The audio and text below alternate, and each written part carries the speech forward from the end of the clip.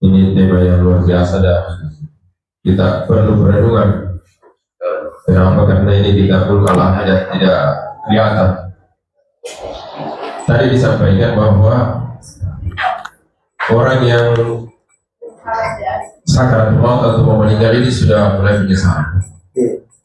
Yang pertanyaan kami mau penjelasan, kenapa dia menyesal di situ? Apakah dia sudah melihat azab atau sudah mendengar atau bagaimana? Kenapa di situ sudah terjadi seperti tadi? Kemudian yang kedua, proses ini kan berjalan sampai nanti bisa apa kita punya tips supaya kita ini gampang atau tidak terhindar dari penyesalan nanti di akhirat. Mungkin ada tips dari diberikan oleh Ustaz. Mungkin yang dulu ini, terima kasih. Assalamualaikum. Terima kasih. Baik, pertanyaan yang sangat bagus.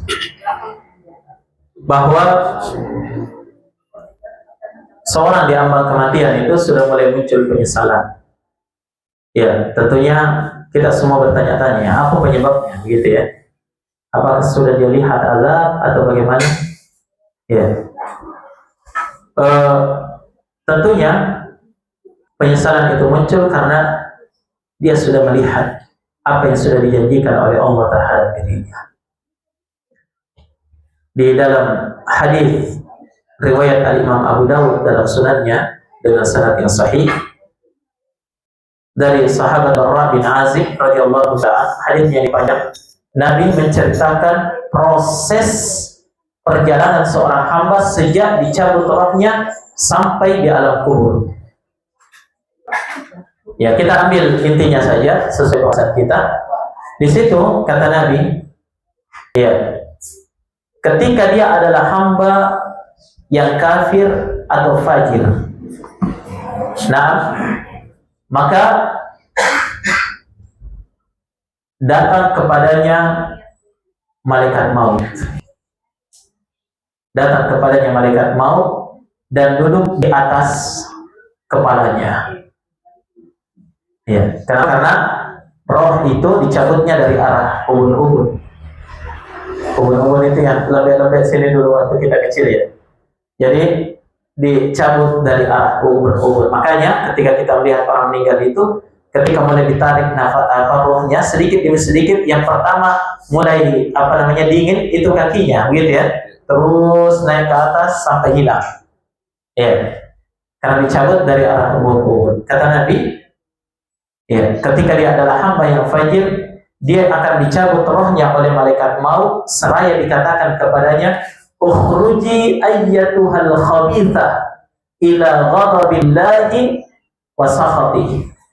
Keluarlah engkau wahai roh yang jelek menuju kepada kemurkaan dari Tuhanmu dan kebencian darinya. Mendengarkan ini saja cukup menjadikan seorang itu menyesal. Ya, cukup. Belum lagi, ya disebutkan dalam hadis yang lain, ketika mereka mulai dalam kondisi sakratul maut itu akan muncul semua dosa-dosa yang telah dia lakukan, yang telah berlalu.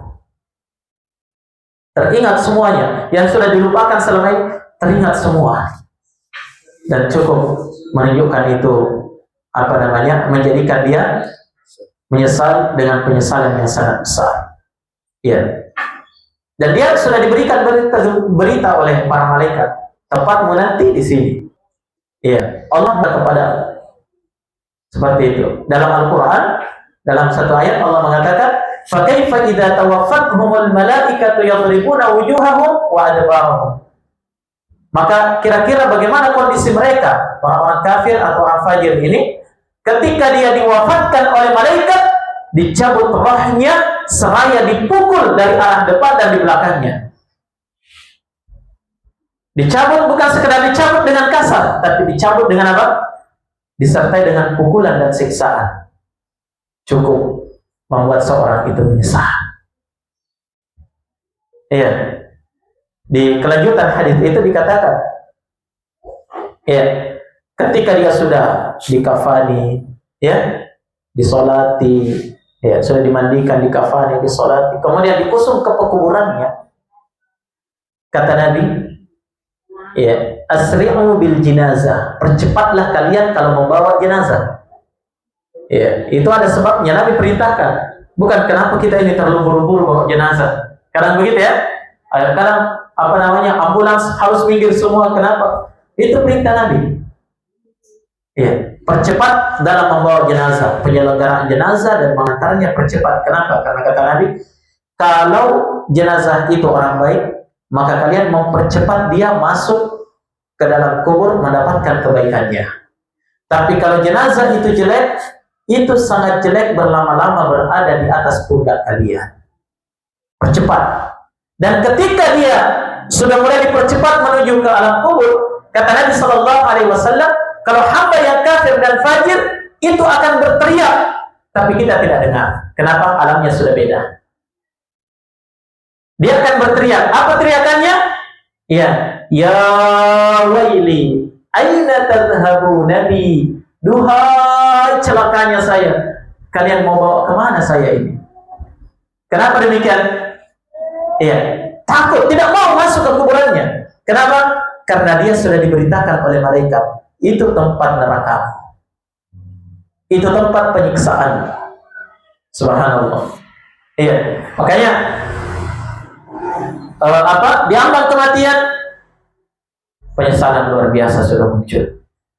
Nah, muncul semua amalan-amalan keburukan dan kebaikan, ternyata dia sadar betul bahwa amalan keburukan yang lebih banyak dia lakukan ketika di dunia.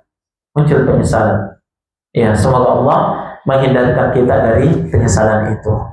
Nas'alullah as-salamata wal afiyah.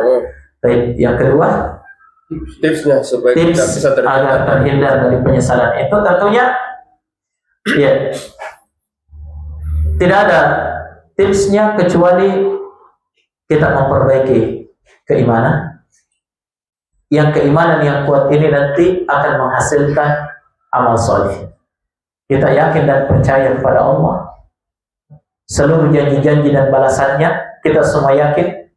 Ya, dengan itu kita akan termotivasi untuk beramal soleh, menghindarkan diri dari amal toli, amalan kejelekan, amalan keburukan. Nah, hanya itu Bapak dan Ibu sekalian. Tips agar terhindar dari penyesalan, ya, kita perbaiki keimanan. Dengan keimanan ini akan membuahkan apa? Amalan soleh. Ya, sehingga insyaallah taala kita terhindar dari penyesalan itu. Allahu a'lam.